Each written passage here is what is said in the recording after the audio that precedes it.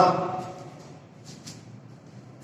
आज हम कक्षा 11 विषय गणित में अनुक्रम तथा श्रेणी के विषय में चर्चा करेंगे।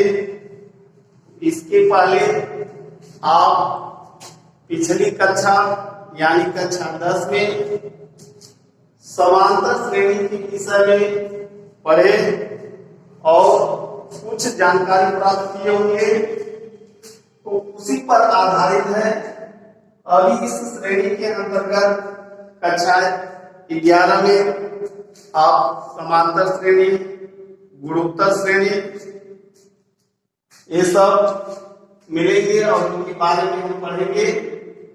तो आइए पहले हम अनुक्रम तथा श्रेणी के विषय में चर्चा करें कि अनुक्रम क्या होता है, श्रेणी क्या होती है।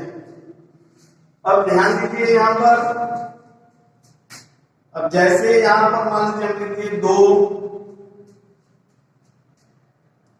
फिर 5, 8, 11, 14 यानी इस तरह जो है कुछ संख्याएं लिखी गई। तो यह जो संख्याएं हैं, देखिए अब जैसे यहाँ पर आपका 2 है, यहाँ पर 5 किया है तो 2 धन 3 इसको हम लिख सकते हैं। फिर यहाँ पर जो है इसको 5 धन 3, इसको जो है 8 धन 3,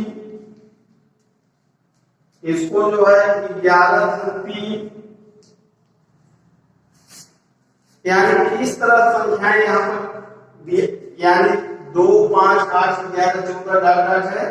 इसको हम जैसे 2 है तो 2, फिर 2 धन 3, फिर 5 धन 3, 8 धन 3, 11 धन 3, यानी यह जो है किसी पैटर्न के आधारित है। तो इस प्रकार जो संख्याओं का समूह होता है वह जो होता है अनुक्रम कहलाता है।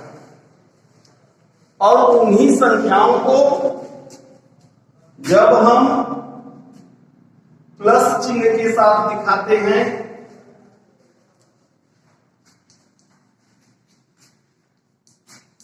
तो इनको जो है हम श्रेणी कहते हैं। तो यह आपका अनुक्रम हो गया और यह जो है श्रेणी हो गई। तो अनुक्रम जो होता है वह किसी पैटर्न पर आधारित संख्याओं का समूह होता है और उन्हीं समूह को जब प्लस या माइनस के द्वारा प्रदर्शित करते हैं तो वह जो होता है श्रेणी कहलाती है। अब इस श्रेणी के अंतर्गत हम समांतर श्रेणी पर चर्चा करेंगे कि समांतर श्रेणी होती क्या है।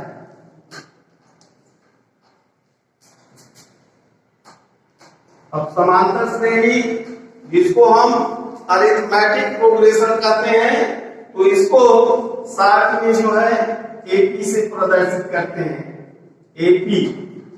इसके लिए देखिए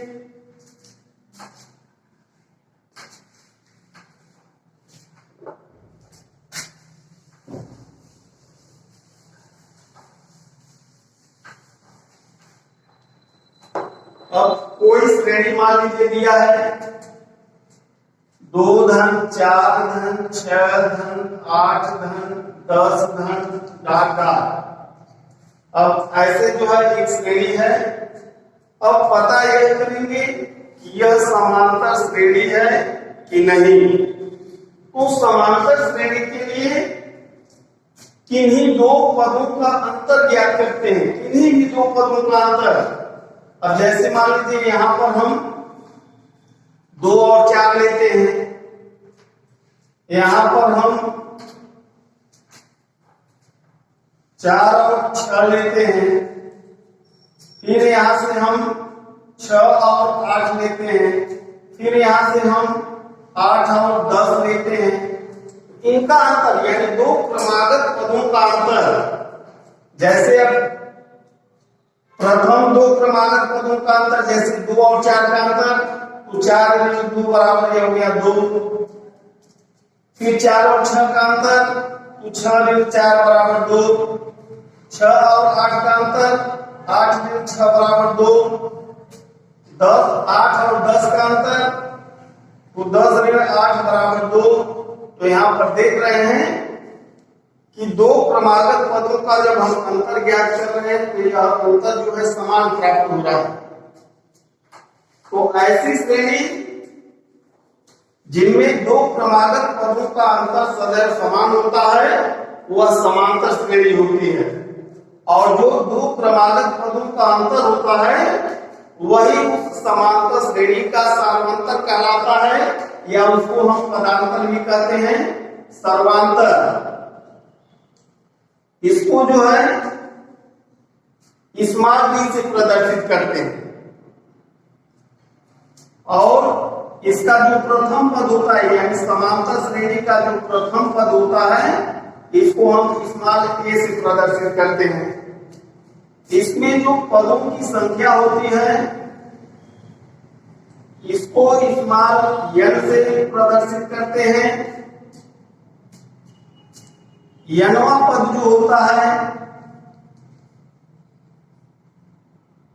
इसको जो है an से प्रदर्शित करते हैं, कि किसी समांतर श्रेणी का nवां पद क्या होगा तो उसको an से प्रदर्शित किया जाता है, और यह फॉर्मूला आपका हो जाता है an बराबर a plus n minus 1 into b। उस समांतर श्रेणी का nवां पद ज्ञात करने के लिए यह फॉर्मूला बनता है कि an बराबर होता है a plus n minus 1 into d, जहां पर a जो होता है उस समांतर श्रेणी का प्रथम पद, d जो होता है उस समांतर श्रेणी का सार्वंतर होता है, और n जो होता है वह पदों की संख्या होती है। तो आइए अब इस सूत्र पर हम कुछ प्रश्नों को हल करते हैं। देखिए आगे।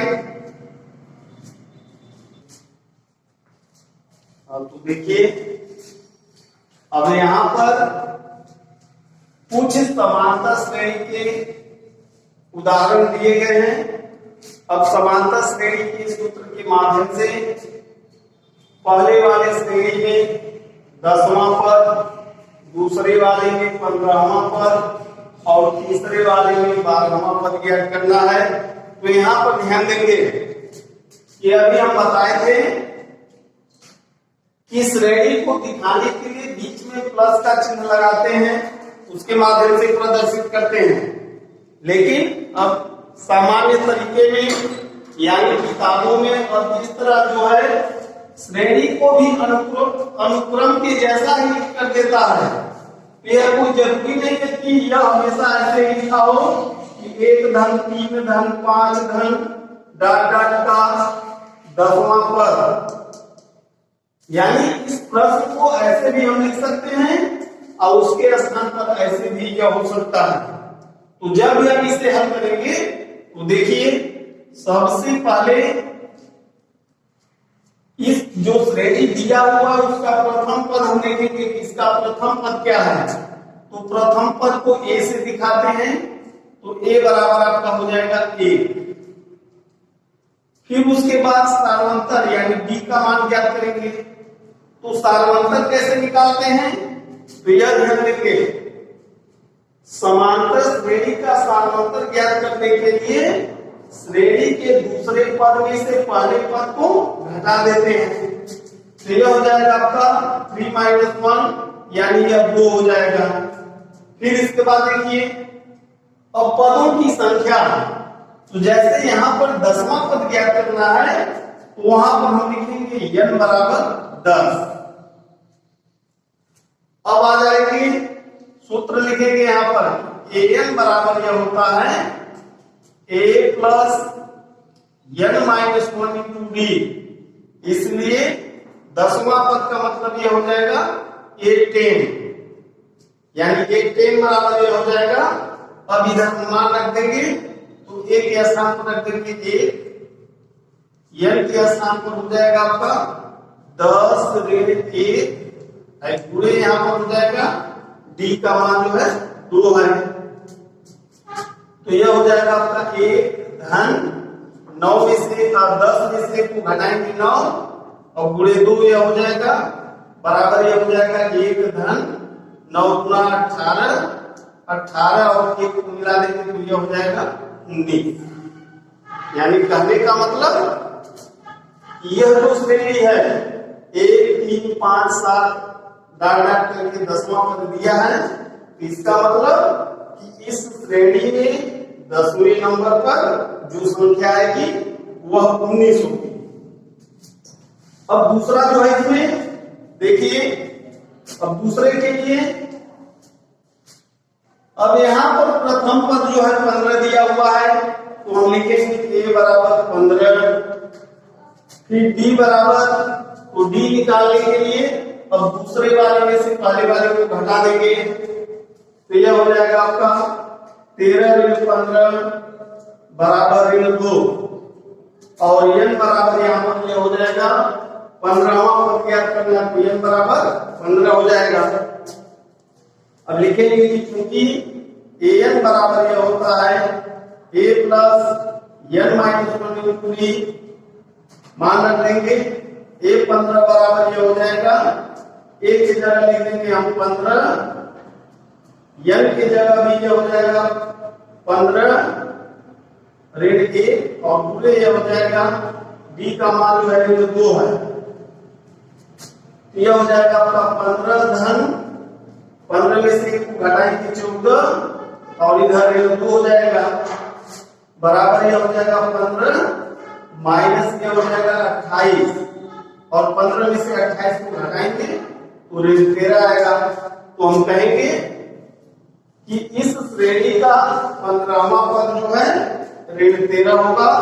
अब अगला क्वेश्चन फिर देखिए,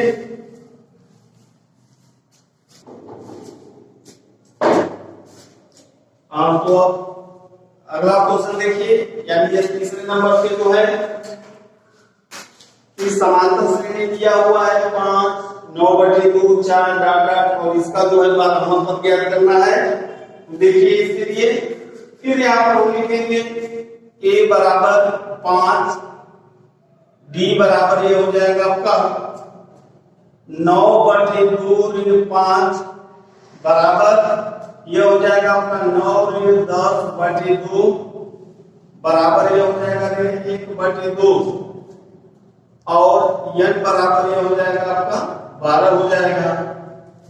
फिर सूत्र लिख देंगे कि हम जानते हैं कि श्रेणी का nवां पद जो होता है an बराबर होता है a plus n minus 1 into d, इसलिए अब यहां पर a 12 बराबर ये हो जाएगा a के स्थान पर हम 5 रख देंगे, n के स्थान पर लिख देंगे 12 ऋण 1 और पूरे d के स्थान पर हम लिख देंगे ऋण 1/2। अब यह हो जाएगा आपका 5 धन यह हो जाएगा 11 पूरे यह ऋण 1/2 हो जाएगा, यह हो जाएगा आपका 5 और यह प्लस है और यह माइनस है, पूरा करेंगे तो माइनस हो जाएगा 11 कमी 11 यानी यह 11/2 हो जाएगा। अब इसको हल करेंगे तो यह 2 × 5 10 ऋण 11/2 बराबर यह हो जाएगा ऋण 1/2। तो हम कहेंगे कि इस श्रेणी का 12वां पद जो है ऋण 1/2 के बराबर होगा या ऋण 1/2 होगा। कभी कभी ध्यान देंगे कि इस श्रेणी में कभी कभी श्रेणी का nवां पद जैसे मान लीजिए an बराबर आपका दे दिया 3n + 5, तो यह ध्यान देंगे यदि किसी श्रेणी का nवां पद n के रूप में रैखिक दिया हो तो वह दिया गया श्रेणी जो होता है वह समांतर श्रेणी होता है। जब उसका nवां पद n के रूप में रैखिक रहेगा तब यदि an बराबर 3n² + 5 दिया हुआ है तब यहाँ पर जो यह पद जिस श्रेणी का दिया हुआ है वह समांतर श्रेणी नहीं होता। तो यहाँ पर श्रेणी का यनवा पद दिया हुआ है। अब कह सकता है कि श्रेणी का 12वां पद बताइए, श्रेणी का 15वां पद ज्ञात कीजिए। तो यदि किसी श्रेणी का यनवा पद दिया हो तो उस श्रेणी का जो भी पद ज्ञात करना होता है उस पद को ज्ञात करने के लिए यन के स्थान पर उस संख्या को रख देते हैं। जैसे मान लीजिए हमको 5वां पद ज्ञात करना है, तो 5वां पद इसका हो जाएगा 3 गुणे 5 धन 5 बराबर यह हो जाएगा 15 धन 5 बराबर 20। मान लीजिए हमको 20वां पद निकालना है, तब यह हो जाएगा आपका 3 गुणे 20 धन 5 बराबर यह हो जाएगा 60 धन 5 बराबर 65। इस तरह जो है हम श्रेणी के अन्य पदों को भी ज्ञात कर सकते हैं। और फिर इसके बाद जो है हम अगले वीडियो में मिलते हैं। धन्यवाद।